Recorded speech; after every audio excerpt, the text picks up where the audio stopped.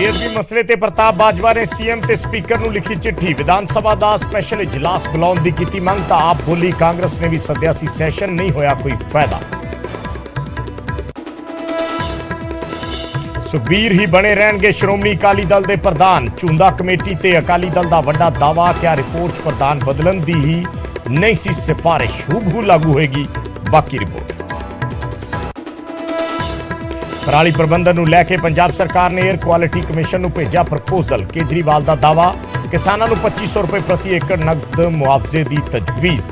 पंजाब ते दिल्ली सरकार 500 दा पाएगी हिस्सा, बाकी 1500 केंद्र तो योगदान पाउण दी मंग। नजायज माइनिंग नूं लैके हाई कोर्ट च पाई पटीशन, क्या सरहदी जिलियां च हो रही नजायज माइनिंग दहशतगर्दां लई बन सकदी है एंट्री पॉइंट।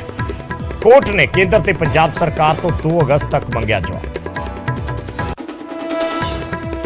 मास्टर कैडर दियां 4902 पोस्टां लई इम्तिहान दियां तरीकां दा ऐलान। 21 अगस्त तो 11 सितंबर तक होणगे इम्तिहान। सिक्ख्या मंत्री हरजोत बैंस बोले 1 साल च सारे स्कूलां च पूरा होएगा staff. Chief secretary Vijay Kumar Janjua ने सारे विभागां नूं लिखिया पत्तर, कहा वीके जंजुआ दी थां लिखिया जावे मेरा पूरा नाम। अमरनाथ गुफा कोल मुड़ फटिया बदल, जानी नुकसान तो रहा बचा। 4000 श्रद्धालु सुरक्षित थावां ते भेजे। हादसे वाली थां पहुंची रेस्क्यू टीम। ये बाबा ही बचाएंगे, बाबा कुछ करो।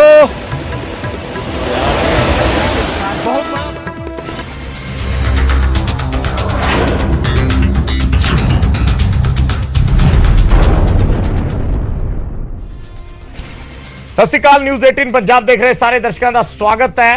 फर्क तां पैंदा है दी खास पेशकश लैके मैं विजयपाल सिंह बराड़ तुहाडे सामने हाज़र हां ते शुरुआत करांगे पंजाबी म्यूजिक इंडस्ट्री ते गैंगस्टर कनैक्शन तो। असल दे विच पंजाबी म्यूजिक इंडस्ट्री ते गैंगस्टर दा कनैक्शन की है। सवाल यह है कि की गैंगस्टर पंजाबी म्यूजिक इंडस्ट्री ते राज करते हैं, की गाणियां दी सिलेक्शन गैंगस्टरां वल्लों ही हुंदी है। इस तरह के काफ़ी सवाल खड़े कीते ने पंजाब इंटैलीजेंस ब्यूरो दी एक इनपुट रिपोर्ट ने। की गोली नाल हुंदा है गायक ते गीतां दा सिलेक्शन, की गैंगस्टर करते ने गीतां दी सिलेक्शन। जे इन्हां सवालों नूं सही किया जाए तो कुछ गलत नहीं होएगा, क्योंकि पंजाब दी इंटैलीजेंस ब्यूरो दी इनपुट मुताबिक पंजाबी इंडस्ट्री ते गैंगस्टरां दी नज़र है।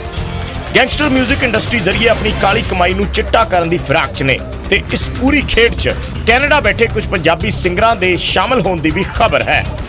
कुछ पंजाबी सिंगर आईबी दी रडार ते भी ने। इनपुट मुताबिक 60,000 करोड़ दी पंजाबी म्यूजिक इंडस्ट्री ते गैंगस्टरां दी हक है।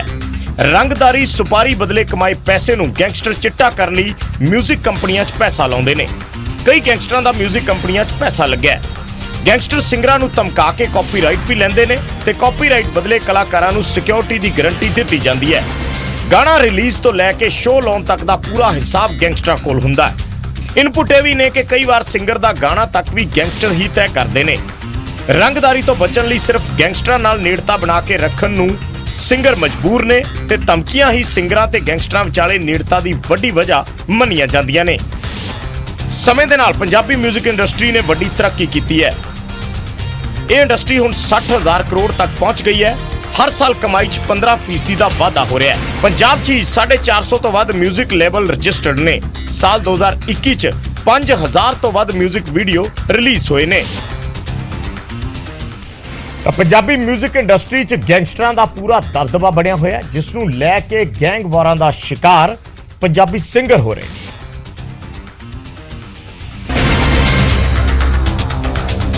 सिद्धू मूसेवाला दा कतल होया, उस पिछे भी 2 गैंगां दी लड़ाई सामने आई। खबर यह है कि बंबीहा ग्रुप दा पंजाबी म्यूजिक इंडस्ट्री च दबदबा है। कई म्यूजिक कंपनियां पिछे बंबीहा ग्रुप दा हथ है। 2021 च मोहाली पुलिस ने बंबीहा ग्रुप दीयां 2 कंपनियां दा खुलासा कीता सी ते सिद्धू मूसेवाला ने इन्हां कंपनियां लई कई गाने गाए सन। बंबीहा ग्रुप की तरह लॉरेंस ग्रुप भी म्यूजिक कंपनी खोलनी चाहता सी ते लॉरेंस ग्रुप का यह फैसला बंबीहा ग्रुप नूं पसंद नहीं सी। लॉरेंस अपने कॉलेज के दोस्त विक्की मिडू खेड़ा का इस्तेमाल करके इस खेतर च आउणा चाहुंदा सी ते लॉरेंस ग्रुप ने सिद्धू मूसेवाला ते उन्हां दी कंपनी लई काम करन लई दबाव बनाया सी, पर मूसेवाला ने काम करन तो इनकार कर दिता सी। ਗੈਂਗਸਟਰਾਂ ਦੀ ਪੰਜਾਬੀ 뮤직 ਇੰਡਸਟਰੀ 'ਚ ਪਕੜ ਇੰਨੀ ਮਜ਼ਬੂਤ ਕਿਵੇਂ ਹੋ ਗਈ? ਤਾਂ ਇਸ ਦਾ ਜਵਾਬ ਹੈ ਕਿ ਉਹਨਾਂ ਨੂੰ ਧਮਕਾਉਣ ਵਾਲੀ ਅਪਰੋਚ। ਸਿੱਧੂ ਮੂਸੇਵਾਲਾ ਦਾ ਕਤਲ, ਪਰਮੀਸ਼ ਵਰਮਾ ਤੇ ਜਾਨਲੇਵਾ ਹਮਲਾ, ਬਲਕਾਰ ਸਿੱਧੂ ਨੂੰ ਰੰਗਦਾਰੀ ਲਈ ਧਮਕੀ, ਕਰਨ ਔਜਲਾ ਨੂੰ ਜਾਨੋਂ ਮਾਰਨ ਦੀ ਧਮਕੀ, ਗਿੱਪੀ ਗਰੇਵਾਲ ਨੂੰ ਜਬਰਨ ਵਸੂਲੀ ਦੀ ਧਮਕੀ ਤੇ ਰਾਏ ਜੁਝਾਰ ਨੂੰ ਜਬਰਨ ਵਸੂਲੀ ਦੀ ਧਮਕੀ ਦੇਣਾ। ਤਾਂ ਗੈਂਗਸਟਰਾਂ ਦਾ ਸਿੰਗਰਾਂ ਦਾ ਕਨੈਕਸ਼ਨ ਜਿਹੜਾ ਹੈ ਇਹ ਕੋਈ ਨਵਾਂ ਜਾਂ ਹੈਰਾਨ ਕਰਨ ਵਾਲਾ ਨਹੀਂ ਹੈ। ਅਕਸਰ ਇਹ ਗੱਠਜੋੜ ਪਿਛਲੇ ਕਾਫੀ ਸਮੇਂ ਤੋਂ ਪੰਜਾਬ ਦੀ ਫਿਜ਼ਾ ਦੇ ਵਿੱਚ ਨਜ਼ਰ ਆ ਰਿਹਾ। ਅਗਲੀ ਖਬਰ ਦਾ ਰੁਖ ਕਰਦੇ ਹਾਂ। ਬੇਅਦਬੀ ਦੇ ਮੁੱਦੇ ਨੂੰ ਲੈ ਕੇ ਵਿਰੋਧੀ ਧਿਰ ਦੇ ਆਗੂ ਪ੍ਰਤਾਪ ਸਿੰਘ ਬਾਜਵਾ ਨੇ ਸੀਐਮ ਤੇ ਸਪੀਕਰ ਨੂੰ ਚਿੱਠੀ ਲਿਖੀ ਹੈ, ਜਿਸ ਨੂੰ ਲੈ ਕੇ ਸਰਕਾਰ ਨੇ ਇਸ ਮੁੱਦੇ ਤੇ ਸਿਆਸਤ ਨਾ ਕਰਨ ਦੀ ਗੱਲ ਕਹੀ ਹੈ। ਪ੍ਰਤਾਪ ਸਿੰਘ ਬਾਜਵਾ ਨੇ ਮੁੱਖ ਮੰਤਰੀ ਮਾਨ ਅਤੇ ਸਪੀਕਰ ਕੁਲਤਾਰ ਸਿੰਘ ਸੰਧਵਾ ਨੂੰ ਚਿੱਠੀ ਲਿਖ ਕੇ ਬੇਅਦਬੀ ਮਸਲੇ ਤੇ ਵਿਸ਼ੇਸ਼ ਇਜਲਾਸ ਬੁਲਾਉਣ ਦੀ ਮੰਗ ਕੀਤੀ ਹੈ। ਬਾਜਵਾ ਨੇ ਆਪਣੀ ਚਿੱਠੀ 'ਚ ਲਿਖਿਆ ਹੈ ਕਿ ਲੋਕਤੰਤਰ 'ਚ ਮੁੱਖ ਮੰਤਰੀ ਹੀ ਸੂਬੇ ਦਾ ਰਾਜਾ ਸਮਝਿਆ ਜਾ ਸਕਦਾ ਹੈ, ਜਿਸ ਦਾ ਪਹਿਲਾ ਧਰਮ ਕਰਮ ਬਣਦਾ ਹੈ ਕਿ ਆਪਣੇ ਸੂਬੇ ਦੀ ਪ੍ਰਜਾ ਨੂੰ ਇਨਸਾਫ ਦੇਵੇ। ਕਮਜ਼ੋਰ ਕਾਨੂੰਨ ਕਰਕੇ ਪਾਪੀ ਬੇਖੌਫ ਬੇਅਦਬੀ ਦੀਆਂ ਵਾਰਦਾਤਾਂ ਕਰਦੇ ਨੇ। ਪਿਛਲੇ ਕੁਝ ਸਾਲਾਂ 'ਚ 400 ਤੋਂ ਵੱਧ ਘਟਨਾਵਾਂ ਵਾਪਰ ਚੁੱਕੀਆਂ ਨੇ। ਸੰਗਤਾਂ 'ਚ ਰੋਸ ਹੈ ਕਿ ਬੇਅਦਬੀ ਸੰਬੰਧੀ ਕੋਈ ਇਨਸਾਫ ਦੇਣਾ ਤਾਂ ਦੂਰ, ਅਸੀਂ ਉਹਨਾਂ ਦੇ ਜ਼ਖਮਾਂ ਤੇ ਮਲਮ ਲਾਉਣਾ ਵੀ ਜ਼ਰੂਰੀ ਨਹੀਂ ਸਮਝਿਆ। ਸੰਗਤ ਦੀਆਂ ਅੱਖਾਂ 'ਚੋਂ ਮੈਂ ਹੰਝੂ ਗਿਰਦੇ ਦੇਖੇ ਨੇ। ਮੈਂ ਸੋਚਦਾ ਹਾਂ ਕਿ ਅਸੀਂ ਰਾਜਸੀ ਲੋਕ ਇੰਨੇ ਨਿਰਦਈ ਕਿਵੇਂ ਹੋ ਸਕਦੇ ਹਾਂ ਕਿ ਆਪਣੇ ਹੀ ਸੂਬੇ ਦੇ ਲੋਕਾਂ ਦੇ ਹੰਝੂ ਤੱਕ ਨਾ ਪਹੁੰਚ ਸਕੀਏ। ਮੈਂ ਆਪ ਜੀ ਨੂੰ ਬੇਨਤੀ ਕਰਦਾ ਹਾਂ ਕਿ ਇਸ ਅਤੀ ਗੰਭੀਰ ਅਤੇ ਮਨੁੱਖਤਾ ਨੂੰ ਦਰਦ ਦੇਣ ਵਾਲੇ ਮਸਲੇ ਸੰਬੰਧੀ ਜਲਦ ਤੋਂ ਜਲਦ ਪੰਜਾਬ ਵਿਧਾਨ ਸਭਾ ਦਾ ਇੱਕ ਵਿਸ਼ੇਸ਼ ਇਜਲਾਸ ਬੁਲਾ ਕੇ ਗੰਭੀਰਤਾ ਨਾਲ ਚਰਚਾ ਕੀਤੀ ਜਾਵੇ। ਅੱਜ ਮੈਂ ਇੱਕ ਚਿੱਠੀ ਚੀਫ ਮਿਨਿਸਟਰ ਪੰਜਾਬ ਨੂੰ ਤੇ ਸਪੀਕਰ ਪੰਜਾਬ ਵਿਧਾਨ ਸਭਾ ਨੂੰ ਲਿਖੀ ਹੈ, ਜਿਹਦੇ ਵਿੱਚ ਮੈਂ ਡਿਮਾਂਡ ਕੀਤੀ ਹੈ ਕਿ ਬੇਅਦਬੀਆਂ ਜਿਹੜੀਆਂ ਹੋਈਆਂ ਨੇ ਬਰਗਾੜੀ ਤੇ ਬਹਿਬਲ ਕਲਾਂ, ਉਹਨਾਂ ਦੇ ਉੱਤੇ ਚਰਚਾ ਕਰਨ ਵਾਸਤੇ ਇੱਕ ਦਿਨ ਦਾ ਸਪੈਸ਼ਲ ਸੈਸ਼ਨ ਕਨਵੀਨ ਕੀਤਾ ਜਾਏ। ਪ੍ਰਤਾਪ ਸਿੰਘ ਬਾਜਵਾ ਦੀ ਇਸ ਚਿੱਠੀ ਤੇ ਆਮ ਆਦਮੀ ਪਾਰਟੀ ਨੇ ਵੀ ਜਵਾਬ ਦਿੱਤਾ ਹੈ। ਆਪ ਨੇ ਹੁਣ ਤੱਕ ਇਨਸਾਫ ਨਾ ਮਿਲਣ ਲਈ ਜਿੱਥੇ ਪੁਰਾਣੀਆਂ ਸਰਕਾਰਾਂ ਨੂੰ ਜ਼ਿੰਮੇਵਾਰ ਦੱਸਿਆ, ਉੱਥੇ ਹੀ ਬਾਜਵਾ ਨੂੰ ਇਸ ਸੰਵੇਦਨਸ਼ੀਲ ਮੁੱਦੇ ਤੇ ਸਿਆਸਤ ਨਾ ਕਰਨ ਦੀ ਸਲਾਹ ਦਿੱਤੀ ਹੈ। ਇਹਦੇ 'ਚ ਇੰਨੀਆਂ ਕੰਪਲਿਕੇਸ਼ਨਸ ਪਿਛਲੀ ਸਰਕਾਰਾਂ ਨੇ ਪਾਈਆਂ ਕਿ ਇਹਨਾਂ ਨੂੰ ਸਟ੍ਰੀਮਲਾਈਨ ਕਰਨ 'ਚ ਟਾਈਮ ਲੱਗ ਰਿਹਾ ਹੈ। ਸੋ ਬਾਜਵਾ ਸਾਹਿਬ ਨੂੰ ਮੇਰਾ ਤੇ ਇਹੀ ਕਹਿਣਾ ਹੈ ਵੀ ਸੈਸ਼ਨ ਤਾਂ ਤੁਸੀਂ ਵੀ ਬੁਲਾਇਆ ਸੀ, ਕੀ ਸਿੱਟਾ ਕੱਢਿਆ ਤੁਸੀਂ? ਇਹ ਸਿਰਫ ਤੇ ਸਿਰਫ ਇਸ ਇੰਨੇ ਸੈਂਟੀਮੈਂਟਲ ਇਸ਼ੂ ਤੇ ਰਾਜਨੀਤੀ ਕੀਤੀ, ਜਿਹਦਾ ਪੰਜਾਬ ਦੇ ਲੋਕਾਂ ਨੇ ਤੁਹਾਨੂੰ ਜਿਹੜਾ ਹੈਗਾ ਖਮਿਆਜਾ ਵੀ ਤੁਹਾਨੂੰ ਭੁਗਤਣਾ ਪਿਆ, ਅਹਿਸਾਸ ਵੀ ਕਰਾ। ਤੇ ਹੁਣ ਗੱਲ ਕਰਦੇ ਹਾਂ ਅੱਜ ਦੇ ਸਵਾਲ ਦੀ। ਅੱਜ ਦਾ ਸਵਾਲ ਇਹ ਹੈ ਕਿ ਭਾਰਤ ਦੇ ਕਿਹੜੇ ਕੇਂਦਰ ਸ਼ਾਸਿਤ ਪ੍ਰਦੇਸ਼ ਦੇ ਜ਼ਿਲ੍ਹਿਆਂ ਦੀ ਹੱਦ ਆਪਸ ਦੇ ਵਿੱਚ ਨਹੀਂ ਮਿਲਦੀ? ਕਿਹੜੇ ਕੇਂਦਰ ਸ਼ਾਸਿਤ ਪ੍ਰਦੇਸ਼ ਦੇ ਜ਼ਿਲ੍ਹਿਆਂ ਦੀ ਹੱਦ ਆਪਸ 'ਚ ਨਹੀਂ ਮਿਲਦੀ? ਦਿੱਲੀ, ਚੰਡੀਗੜ੍ਹ, ਪਾਂਡੇਚਰੀ ਜਾਂ ਲਦਾਖ? 4 ਆਪਸ਼ਨਸ ਨੇ ਔਰ ਇਸ ਦਾ ਜਵਾਬ ਤੁਹਾਨੂੰ ਅਸੀਂ ਅੱਜ ਦੇ ਇਸੇ ਐਪੀਸੋਡ ਦੇ ਵਿੱਚ, ਇਸੇ ਪ੍ਰੋਗਰਾਮ ਦੇ ਵਿੱਚ ਅਖੀਰ ਤੇ ਦੇਵਾਂਗੇ।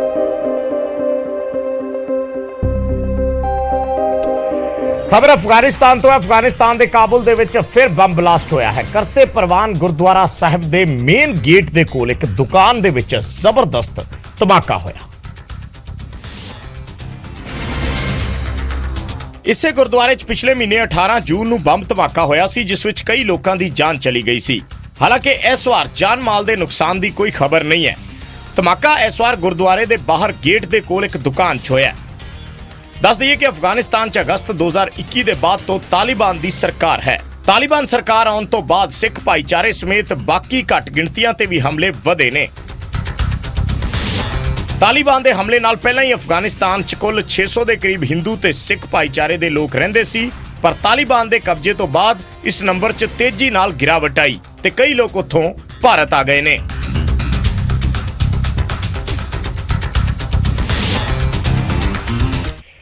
ਤੇ ਹਰਿਆਣਾ ਦੇ ਸੋਹਣਾ ਟੋਲ ਪਲਾਜ਼ਾ ਤੇ ਗੁੰਡਾਗਰਦੀ ਹੋਈ ਹੈ। ਟੋਲ ਤੇ ਰੱਖੇ ਬਾਉਂਸਰਾਂ ਨੇ ਇੱਕ ਪਤੀ ਪਤਨੀ ਦੀ ਕੁੱਟਮਾਰ ਕੀਤੀ ਹੈ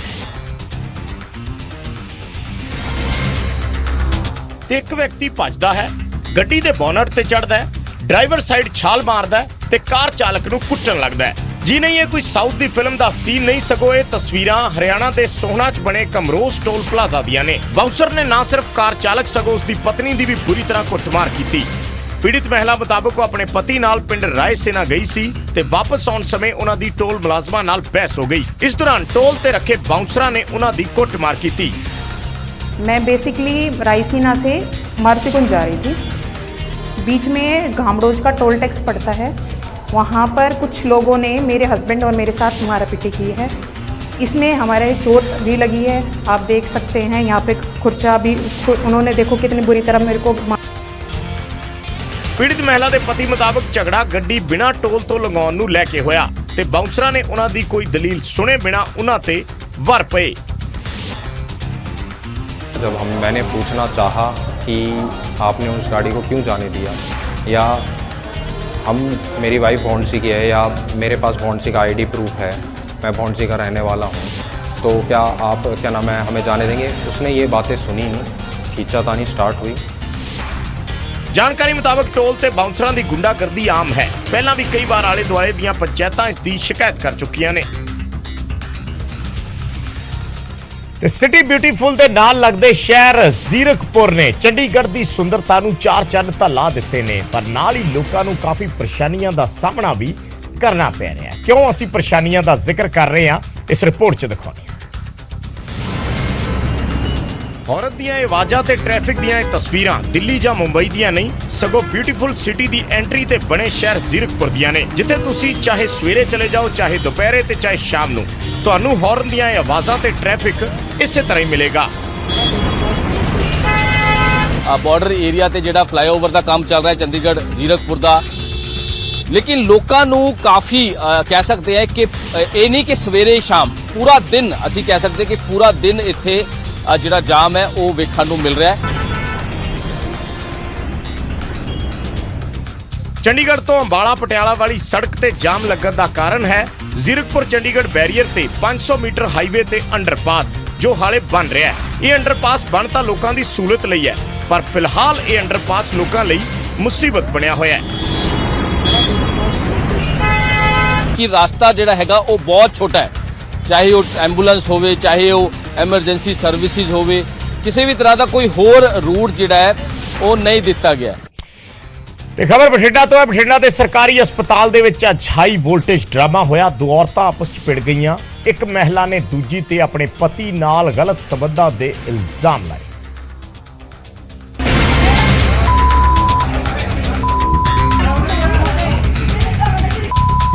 ਘਰ ਵਾਲੀ ਵੱਲੋਂ ਬਾਹਰ ਵਾਲੀ ਦੀ ਕੁੱਟਮਾਰ। ਉਹਦਾ ਜੋ ਵੀ ਹੋਵੇ, ਪਰ ਪਤੀ ਪਤਨੀ ਦੇ ਰਿਸ਼ਤੇ ਤੋਂ ਉੱਤੇ ਨਹੀਂ। ਕੁਝ ਅਜਿਹੀਆਂ ਹੀ ਤਸਵੀਰਾਂ ਦੇਖਣ ਨੂੰ ਮਿਲੀਆਂ ਬਠਿੰਡਾ ਦੇ ਸਰਕਾਰੀ ਹਸਪਤਾਲ 'ਚ, ਜਿੱਥੇ ਦੋ ਔਰਤਾਂ ਇੱਕ ਸ਼ਖਸ ਲਈ ਆਪਸ 'ਚ ਭਿੜ ਗਈਆਂ ਤੇ ਦੋਵੇਂ ਇੱਕ ਦੂਜੀ ਨੂੰ ਬਾਲਾਂ ਤੋਂ ਫੜ ਕੇ ਘਸੀਟਣ ਲੱਗੀਆਂ।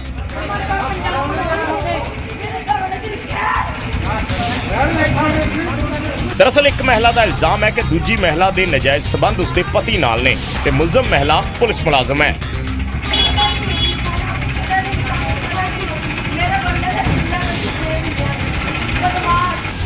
ਪਹਿਲਾਂ ਮੁਲਾਜ਼ਮ ਮਹਿਲਾ ਨਾਲ ਕੁੱਟਮਾਰ ਵੀ ਹੋਈ ਤਾਂ ਉਸ ਤੋਂ ਬਾਅਦ ਮਹਿਲਾ ਮੁਲਾਜ਼ਮ ਨੇ ਹਸਪਤਾਲ 'ਚ ਜ਼ਹਿਰੀਲੀ ਵਸਤੂ ਨਿਗਲ ਕੇ ਖੁਦਕੁਸ਼ੀ ਦੀ ਕੋਸ਼ਿਸ਼ ਕੀਤੀ।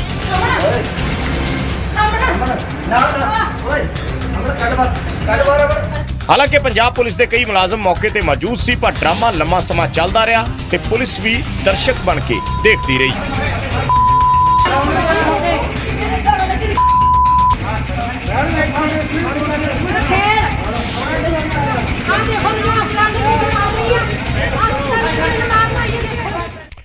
ਇਹ ਖਬਰ ਜਲੰਧਰ ਤੋਂ ਹੈ। ਜਲੰਧਰ ਦੇ ਪਿੰਡ ਜੰਡ 'ਚ ਇੱਕ ਘਰ ਦੇ ਬਾਹਰ ਬੈਠੇ ਬਜ਼ੁਰਗ ਤੇ ਦਾਤਰ ਨਾਲ ਹਮਲਾ ਕਰ ਦਿੱਤਾ ਗਿਆ। ਪੂਰੀ ਘਟਨਾ ਸੀਸੀਟੀਵੀ 'ਚ ਕੈਦ ਹੋ ਗਈ।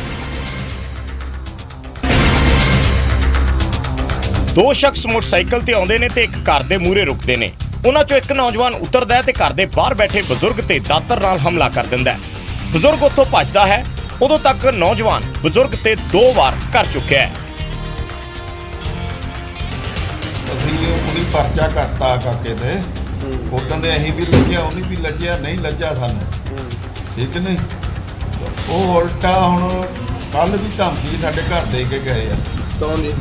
ਉਹਦਾ ਭਰਾ ਕੁੜੀ ਦਾ, ਅੱਛਾ ਭੈਣੀ ਵਾਲੇ, ਹਾਂਜੀ, ਘਰ ਵਾਲੀ ਦੇ ਮਾਰਨ ਆਏ ਤੇ। ਅੱਛਾ ਜੀ। ਤਾਂ ਅੱਜ ਸਵੇਰੇ ਆ ਕੇ ਮੈਂ ਬਾਹਰ ਬੈਠਾ ਸੀ, ਬਾਹਰ ਬੈਠੇ ਤੇ ਮੇਰੇ ਉਹ ਦਾਤ ਮਾਰ ਕੇ ਚਲੇ ਗਏ। ਬਜ਼ੁਰਗ ਨੇ ਆਪਣੇ ਪੁੱਤਰ ਦੇ ਸਹੁਰੇ ਪਰਿਵਾਰ ਤੇ ਇਲਜ਼ਾਮ ਲਾਏ ਨੇ। ਪੀੜਿਤ ਪਰਿਵਾਰ ਦਾ ਕਹਿਣਾ ਹੈ ਕਿ ਸਾਡਾ ਮੁੰਡਾ ਉਹਨਾਂ ਦੀ ਕੁੜੀ ਲੈ ਕੇ ਫਰਾਰ ਹੋ ਗਿਆ। ਪਹਿਲਾਂ ਧਮਕੀਆਂ ਦਿੰਦੇ ਸੀ ਤੇ ਹੁਣ ਹਮਲਾ ਕਰ ਦਿੱਤਾ। ਮੇਰਾ ਮੁੰਡਾ ਸੀਗਾ 10 ਤਰੀਕ ਨੂੰ ਘਰੋਂ ਗਿਆ ਆ। ਹਾਂਜੀ ਤੇ ਉਹ ਨਹੀਂ ਮੁੜ ਕੇ ਆਇਆ। ਇਹਨਾਂ ਨੂੰ ਫੋਨ ਆਇਆ ਆ, ਇਹਨਾਂ ਨੂੰ ਕਹਿੰਦੇ ਵੀ ਸਾਡੀ ਕੁੜੀ ਲੈ ਕੇ ਭੱਜ ਗਿਆ। ਉਦਣ ਦੇ ਅਸੀਂ ਲੱਭਣ ਡਏ ਆ, ਸਾਡੇ ਇਹਨਾਂ ਨੇ ਪਰੇਸ਼ਾਨ ਕੀਤਾ ਪਿਆ, ਨਾਲੇ ਸਾਡੇ ਤੇ ਪਰਚਾ ਦਰਜ ਕੀਤਾ ਮੁੰਡੇ ਤੇ। ਹੁਣ ਘਰ ਮੈਨੂੰ ਧਮਕੀਆਂ ਦੇਣ ਕੱਲ ਆਏ ਮੁੰਡੇ ਲੈ ਕੇ। ਪੁਲਿਸ ਨੇ ਸ਼ਿਕਾਇਤ ਤਾਂ ਦਰਜ ਕਰ ਲਈ ਪਰ ਮੁਲਜ਼ਮ ਪੁਲਿਸ ਦੀ ਗ੍ਰਿਫਤ ਤੋਂ ਦੂਰ ਹੈ। ਤੇ ਖਬਰ ਪਟਿਆਲਾ ਤੋਂ ਦਿਖਾਉਂਦੇ ਆ। ਪਟਿਆਲਾ ਬੱਸ ਸਟੈਂਡ ਤੇ ਮੈਡੀਕਲ ਸਟਾਫ ਤੇ ਪੀਆਰਟੀਸੀ ਮੁਲਾਜ਼ਮਾਂ ਦੇ ਵਿੱਚ ਝਗੜਾ ਹੋ ਗਿਆ। ਦਰਅਸਲ ਲੜਾਈ ਵੈਕਸੀਨੇਸ਼ਨ ਨੂੰ ਲੈ ਕੇ ਹੋਈ। ਪੂਰਾ ਮਾਮਲਾ ਰਿਪੋਰਟ ਦੇ ਜ਼ਰੀਏ ਝਗੜੇ ਦਾ ਇੱਕ ਵੀਡੀਓ ਸਾਹਮਣੇ ਆਇਆ ਜਿਸ 'ਚ ਮੈਡੀਕਲ ਸਟਾਫ ਤੇ ਪੀਆਰਟੀਸੀ ਕਰਮਚਾਰੀ ਝਗੜਦੇ ਨਜ਼ਰ ਆ ਰਹੇ ਨੇ। ਦਰਅਸਲ ਮੈਡੀਕਲ ਸਟਾਫ ਬੱਸ ਸਟੈਂਡ 'ਚ ਕਰੋਨਾ ਵੈਕਸੀਨ ਲਾ ਰਿਹਾ ਸੀ ਤੇ ਸਟਾਫ ਦੇ ਬੈਠਣ ਲਈ ਬੱਸ ਸਟੈਂਡ 'ਚ ਹੀ ਕਮਰੇ ਦੀ ਵਿਵਸਥਾ ਕੀਤੀ ਗਈ। ਇਸੇ ਕਮਰੇ 'ਚ ਪੀਆਰਟੀਸੀ ਇੰਸਪੈਕਟਰ ਜਦੋਂ ਖਾਣਾ ਖਾ ਰਿਹਾ ਸੀ ਤਾਂ ਕੋਈ ਵੈਕਸੀਨ ਲਗਵਾਉਣ ਦੇ ਲਈ ਆ ਗਿਆ, ਜਿਸ ਤੇ ਪੀਆਰਟੀਸੀ ਇੰਸਪੈਕਟਰ ਨੇ ਉਸ ਨੂੰ ਖਾਣਾ ਖਾਣ ਤੋਂ ਬਾਅਦ ਵੈਕਸੀਨ ਲਾਉਣ ਨੂੰ ਕਿਹਾ। ਇਸੇ ਗੱਲ ਨੂੰ ਲੈ ਕੇ ਮੈਡੀਕਲ ਸਟਾਫ ਤੇ ਪੀਆਰਟੀਸੀ ਇੰਸਪੈਕਟਰ 'ਚ ਬਹਿਸ ਹੋ ਗਈ, ਜੋ ਇੰਨੀ ਵੱਧ ਗਈ ਕਿ ਪੀਆਰਟੀਸੀ ਕਰਮਚਾਰੀ ਤੇ ਮੈਡੀਕਲ ਸਟਾਫ ਆਪਸ 'ਚ ਭਿੜ ਗਏ। ਮੈਡੀਕਲ ਸਟਾਫ ਨੇ ਪੀਆਰਟੀਸੀ ਕਰਮਚਾਰੀਆਂ ਦੀ ਦਬੰਗਈ ਦੀ ਸ਼ਿਕਾਇਤ ਪੁਲਿਸ ਥਾਣੇ 'ਚ ਕੀਤੀ ਹੈ।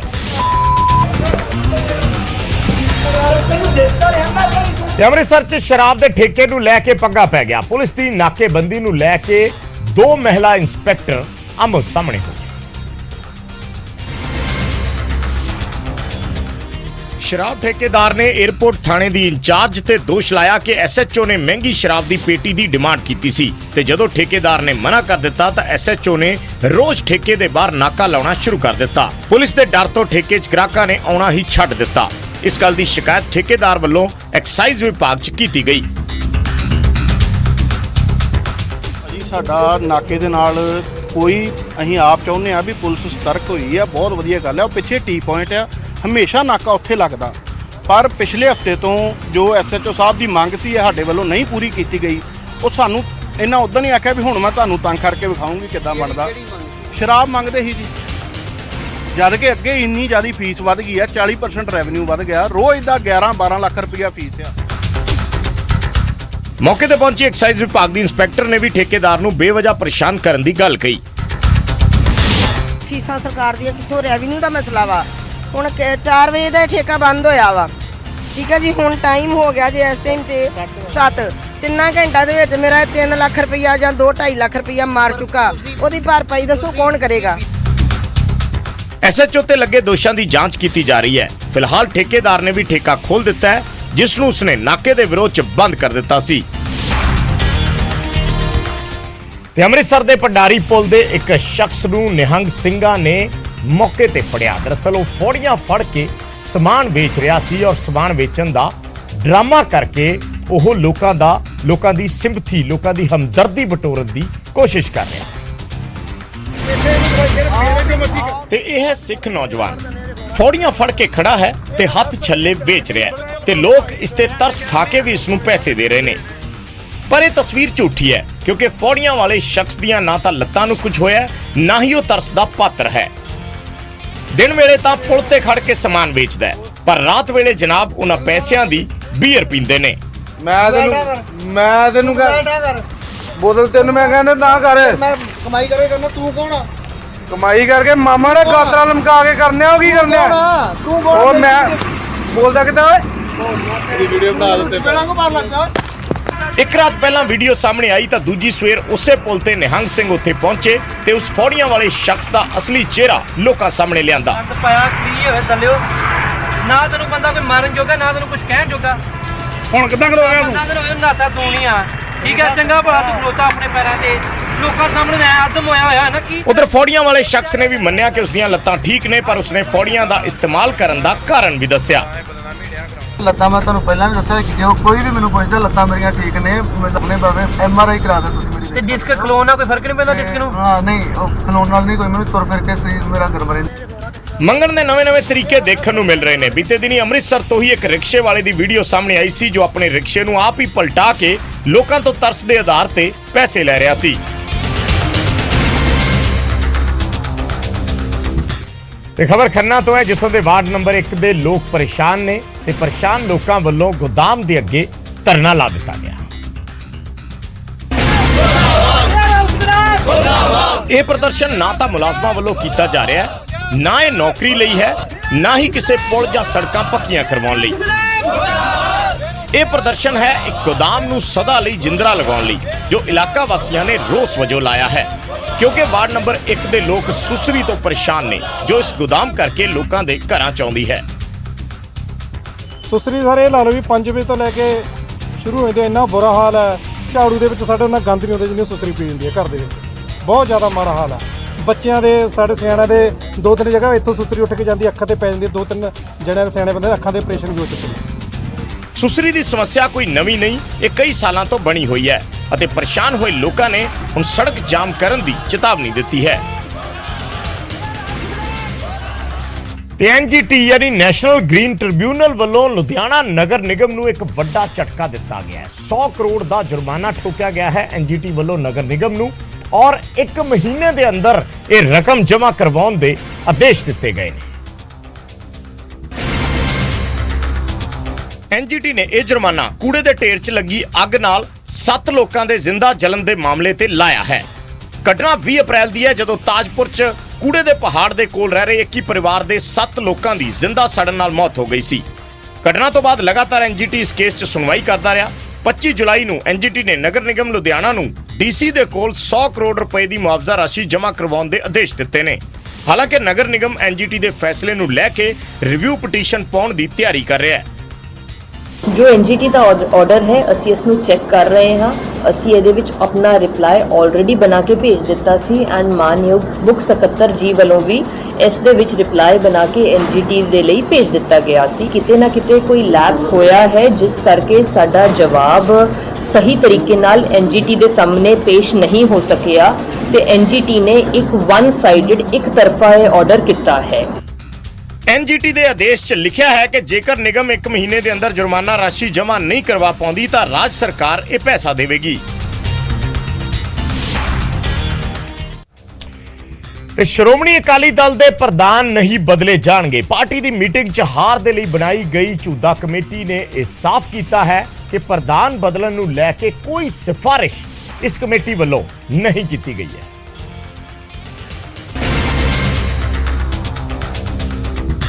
ਪਾਰਟੀ ਦੀ ਹਾਰ ਤੇ ਮੰਥਨ ਦੇ ਲਈ ਬਣੀ 13 ਮੈਂਬਰੀ ਝੂਦਾ ਕਮੇਟੀ ਵੱਲੋਂ 42 ਸੁਝਾਅ ਦਿੱਤੇ ਗਏ। ਇਹਨਾਂ ਸੁਝਾਵਾਂ ਨੂੰ ਲਾਗੂ ਕਰਨ ਦਾ ਫੈਸਲਾ ਹੁਣ ਪਾਰਟੀ ਪ੍ਰਧਾਨ ਸੁਖਬੀਰ ਬਾਦਲ ਲੈਣਗੇ। ਕਮੇਟੀ ਨੇ ਪੰਜਾਬ ਦੇ 117 ਚੋਂ 100 ਦੇ ਕਰੀਬ ਵਿਧਾਨ ਸਭਾ ਹਲਕਿਆਂ 'ਚ ਜਾ ਕੇ ਵਰਕਰਾਂ ਦਾ ਫੀਡਬੈਕ ਲਿਆ। ਇਸ ਤੋਂ ਇਲਾਵਾ ਅਕਾਲੀ ਵਰਕਰਾਂ ਦੇ ਨਾਲ ਸਿੱਖ ਸੰਗਤ ਤੋਂ ਵੀ ਪੁੱਛਿਆ ਗਿਆ ਕਿ ਆਖਿਰ ਵਿਧਾਨ ਸਭਾ ਚੋਣਾਂ 'ਚ ਅਕਾਲੀ ਦਲ ਹਾਰ ਕਿਵੇਂ ਗਿਆ। ਰਿਪੋਰਟ 'ਚ ਜੋ ਵੀ ਨਿਚੋੜ ਨਿਕਲਿਆ ਉਹ ਪਾਰਟੀ ਨੂੰ ਸੌਂਪ ਦਿੱਤਾ ਗਿਆ ਤੇ ਇਸ ਰਿਪੋਰਟ 'ਚ ਜੋ ਗੱਲ ਲੀਡਰਸ਼ਿਪ ਦੇ ਖਿਲਾਫ ਗਈ ਉਸ ਦਾ ਜ਼ਿਕਰ ਹੈ। ਅਜਿਹਾ ਕਮੇਟੀ ਵੱਲੋਂ ਦਾਅਵਾ ਕੀਤਾ ਗਿਆ। ਜਿਹੜੀਆਂ ਸਾਜ਼ਿਸ਼ਾਂ ਕਰਨ ਨਾਲ ਸਾਨੂੰ ਕਮਜ਼ੋਰ ਕੀਤਾ ਜਾ ਰਿਹਾ ਉਹ ਵੀ ਲਿਖੀਆਂ, ਜਿਹੜੇ ਧਾਰਮਿਕ ਮੁੱਦੇ ਸਾਨੂੰ ਬਦਨਾਮ ਕਰਨ ਲਈ ਜਾਂ ਜਿੱਥੇ ਕਿਤੇ ਸਾਡੇ ਤੋਂ ਗਲਤੀਆਂ ਹੋਈਆਂ ਉਹ ਵੀ ਲਿਖੀਆਂ ਸੀ। ਹਰ ਚੀਜ਼ ਇਸ ਰਿਪੋਰਟ ਵਿੱਚ ਵਰਣਨ ਕੀਤੀ ਹੈ ਔਰ ਪਾਰਟੀ ਨੇ ਬੜੇ ਖੁੱਲ੍ਹੇ ਮਨ ਨਾਲ ਮੰਨੀ ਹੈ। ਪਰ ਅਸੀਂ ਜਨਤਕ ਹਲੇ 1-2 ਮੀਟਿੰਗਾਂ ਤੋਂ ਬਾਅਦ ਇਹ ਰਿਪੋਰਟ ਆ ਜਿਹੜੀ ਜਨਤਕ ਹੋਊਗੀ। ਕਮੇਟੀ ਨੇ ਦਾਅਵਾ ਕੀਤਾ ਕਿ 1-2 ਮੀਟਿੰਗਾਂ ਤੋਂ ਬਾਅਦ ਰਿਪੋਰਟ ਨੂੰ ਜਨਤਕ ਕਰ ਦਿੱਤਾ ਜਾਏਗਾ। ਅਕਾਲੀ ਨੇਤਾਵਾਂ ਨੇ ਇਹ ਵੀ ਸਾਫ਼ ਕਰ ਦਿੱਤਾ ਕਿ ਝੂੰਦਾ ਕਮੇਟੀ ਦੀ ਰਿਪੋਰਟ 'ਚ ਪ੍ਰਧਾਨ ਬਦਲਣ ਦਾ ਕੋਈ ਸੁਝਾਅ ਨਹੀਂ ਹੈ, ਯਾਨੀ ਸੁਖਬੀਰ ਸਿੰਘ ਬਾਦਲ ਪਾਰਟੀ ਦੇ ਪ੍ਰਧਾਨ ਬਣੇ ਰਹਿਣਗੇ। ਸੰਗਰੂਰ ਤੋਂ ਐਮਪੀ ਸਿਮਰਨਜੀਤ ਸਿੰਘ ਮਾਨ ਨੇ ਲੋਕ ਸਭਾ ਦੇ ਵਿੱਚ ਇੱਕ ਸਵਾਲ ਚੱਕਿਆ। ਪੁੱਛਿਆ ਕਿ ਸੁਪਰੀਮ ਕੋਰਟ 'ਚ ਕੋਈ ਸਿੱਖ ਜੱਜ ਕਿਉਂ ਨਹੀਂ ਹੈ ਤਾਂ ਕਾਨੂੰਨ ਮੰਤਰੀ ਨੇ ਇਸ ਦਾ ਜਵਾਬ ਦਿੱਤਾ ਕਿ ਧਰਮ ਤੇ ਜਾਤ ਦੇ ਆਧਾਰ ਤੇ ਰਾਖਵਾਂਕਰਨ ਨਹੀਂ ਹੁੰਦਾ। ਲੋਕ ਸਭਾ 'ਚ ਫੈਮਿਲੀ ਕੋਰਟ ਸੋਧ ਬਿੱਲ ਨੂੰ ਲੈ ਕੇ ਬਹਿਸ ਹੋ ਰਹੀ ਸੀ, ਜਿਸ 'ਚ ਵਿਰੋਧੀਆਂ ਨੇ ਜੱਜ ਦੀ ਨਿਯੁਕਤੀ 'ਚ ਦੇਰੀ ਦਾ ਮੁੱਦਾ ਚੁੱਕਿਆ, ਜਿਸ ਤੇ ਸਿਮਰਨਜੀਤ ਮਾਨ ਨੇ ਕਿਹਾ ਕਿ ਕੇਂਦਰੀ ਕਾਨੂੰਨ ਮੰਤਰੀ ਕਿਰਨ ਰਿਜੀਜੂ ਇਸ ਗੱਲ ਨੂੰ ਲੈ ਕੇ ਚਿੰਤਿਤ ਨੇ ਕਿ ਬਿਹਾਰ ਤੇ ਝਾਰਖੰਡ ਤੋਂ ਕੋਈ ਜੱਜ ਸੁਪਰੀਮ ਕੋਰਟ 'ਚ ਨਹੀਂ ਹੈ, ਪਰ ਮੈਂ ਇਸ ਗੱਲ ਨੂੰ ਲੈ ਕੇ ਚਿੰਤਿਤ ਹਾਂ ਕਿ ਕੋਈ ਵੀ ਸਿੱਖ ਜੱਜ ਸੁਪਰੀਮ ਕੋਰਟ 'ਚ ਨਹੀਂ ਹੈ। The law minister is worried about no judge being from Bihar and Jharkhand, but I am worried that there is no Sikh judge in the Supreme Court. ਸੰਸਦ ਮਾਨ ਦੇ ਸਵਾਲ 'ਚ ਕਾਨੂੰਨ ਮੰਤਰੀ ਨੇ ਕਿਹਾ ਕਿ ਜੱਜਾਂ ਦੀ ਨਿਯੁਕਤੀ ਦਾ ਇੱਕ ਸਿਸਟਮ ਹੈ, ਕਿਸੇ ਧਰਮ ਜਾਂ ਜਾਤੀ ਦੇ ਆਧਾਰ ਤੇ ਸੁਪਰੀਮ ਕੋਰਟ ਦਾ ਜੱਜ ਬਣਾਉਣ ਦੀ ਕੋਈ ਰਿਜ਼ਰਵੇਸ਼ਨ ਨਹੀਂ ਹੈ। The law minister is worried ਤੇ ਹੁਣ ਜ਼ਿਕਰ ਕਰਦੇ ਆ ਅੱਜ ਦੇ ਇਤਿਹਾਸ ਦੀ। 27 ਜੁਲਾਈ ਯਾਨੀ ਅੱਜ ਦਾ ਇਤਿਹਾਸ ਕੀ ਹੈ? ਅੱਜ ਦੇ ਦਿਨ ਦੇਸ਼ ਦੇ ਸਾਬਕਾ ਰਾਸ਼ਟਰਪਤੀ ਡਾਕਟਰ APJ ਅਬਦੁਲ ਕਲਾਮ ਦਾ ਦੇਹਾਂਤ ਹੋਇਆ ਸੀ। 27 ਜੁਲਾਈ 2015 ਨੂੰ ਭਾਰਤੀ ਵਿਗਿਆਨੀ ਤੇ ਸਾਬਕਾ ਰਾਸ਼ਟਰਪਤੀ ਡਾਕਟਰ APJ ਅਬਦੁਲ ਕਲਾਮ ਇਸ ਦੁਨੀਆ ਨੂੰ ਅਲਵਿਦਾ ਕਹਿ ਗਏ ਸੀ। ਉਸ ਸਮੇਂ ਉਹ 83 ਵਰਿਆਂ ਦੇ ਸਨ। 15 ਅਕਤੂਬਰ 1931 ਨੂੰ ਰਾਮੇਸ਼ਵਰਮ ਤਾਮਿਲਨਾਡੂ 'ਚ ਡਾਕਟਰ APJ ਅਬਦੁਲ ਕਲਾਮ ਦਾ ਜਨਮ ਹੋਇਆ ਸੀ ਤੇ 2002 'ਚ ਉਹ ਭਾਰਤ ਦੇ 11ਵੇਂ ਰਾਸ਼ਟਰਪਤੀ ਬਣੇ ਸਨ। ਡਾਕਟਰ ਕਲਾਮ ਦੀ ਅਗਵਾਈ 'ਚ 1974 'ਚ ਭਾਰਤ ਨੇ ਪਹਿਲਾ ਪਰਮਾਣੂ ਬੰਬ ਦਾ ਪ੍ਰੀਖਣ ਕੀਤਾ ਸੀ, ਜਿਸ ਕਰਕੇ ਉਹਨਾਂ ਨੂੰ ਮਿਜ਼ਾਈਲ ਮੈਨ ਦੇ ਨਾਂ ਤੇ ਵੀ ਜਾਣਿਆ ਜਾਂਦਾ ਸੀ। 2015 'ਚ ਦਿਲ ਦਾ ਦੌਰਾ ਪੈਣ ਦੀ ਵਜ੍ਹਾ ਨਾਲ ਉਹਨਾਂ ਦਾ ਦੇਹਾਂਤ ਹੋ ਗਿਆ ਸੀ। ਡਾਕਟਰ ਅਬਦੁਲ ਕਲਾਮ ਆਪਣੀ ਸਾਦਗੀ ਕਰਕੇ ਜਨਤਾ ਦੇ ਰਾਸ਼ਟਰਪਤੀ ਵਜੋਂ ਜਾਣੇ ਜਾਂਦੇ ਸੀ।